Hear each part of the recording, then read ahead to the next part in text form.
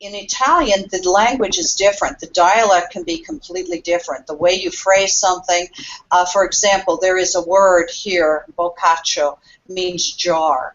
A jar that, you know, when you're making preserves or something, you put it in the boccaccio.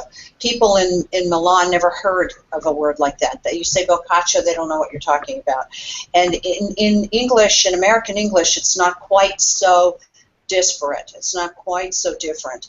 But what I try to do is I try to pay attention, especially when I'm talking about the things that bring up the Jewish traditions from the past. Food preparation, food serving, the way food is eaten, and then life cycle events. When babies are born, when children receive a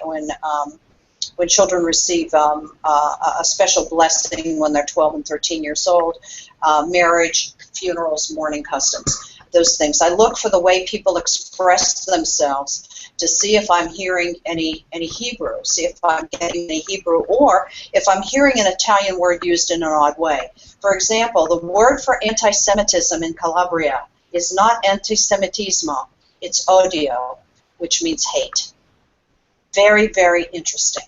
Very interesting that word would have survived, that the word anti-Semitismo, which is a relatively new construct, a new concept in modern language, is described by mountain people using the word odio, hate. Are there other hidden Jewish traditions that are found, things that people do in Calabria that come out and are expressed with also words or language? You said something about fabrics, about mixing cotton and silk. Does this have a linguistic side to it?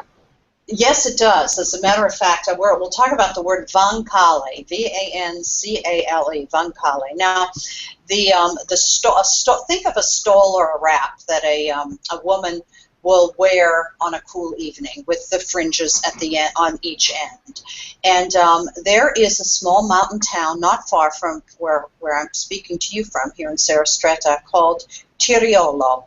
And Tiriolo is one of the most ancient mountain towns and has one of the oldest Jewish traditions, a Judeca, a Jewish zone that is one of the oldest here in the Reventino. Reventino is the collection of mountain villages here where I live.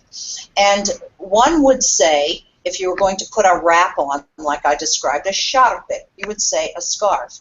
However, in Tiriolo, there are special scarves that are made with stripes, always with a thread of blue, and the fabrics are not mixed. In other words, a cotton sciarpe, a cotton wrap is completely cotton. A silk one is completely silk. A wool is completely wool, and they are not ever to be mixed.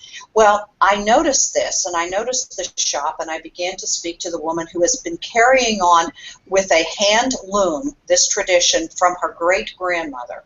Probably goes back even further. Her name is Mirella Leon, which happens to be also an Italian surname with Jewish roots. And I asked her about these sciarpe. She said, no, Rabbina, ci sono vancale. These are vancale. And I couldn't figure out why vancale, but my little dictionary here helps me out. And when I look inside and I look for vancale, I see once again a foreign word, and it has to do with the embrace of God. So obviously there is a tie between this particular scarf with the discrete fibers and always a thread of blue, regardless of what color you're making, and fringes on each end, longer fringes on the corner, on each of the four corners, and this is probably a vestige of the Jewish tallit. Wow, incredible. But someone like you, Carl, because I was thinking about the word meal in Hebrew is what? You could say arucha. Yeah, tell me something. Arucha would be a meal. Seduda? Food would be mazon, is food.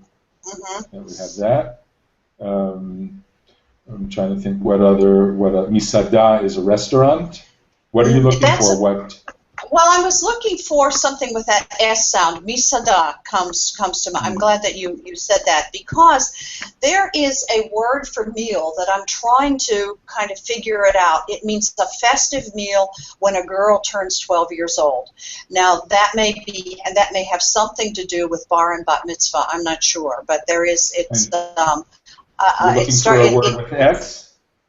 With an S, yes. And I'm trying to think. On Shabbat, your afternoon meal is Seudah Shlishit, the third meal. Seudah would be a meal also. Seudah, yes, Seudah.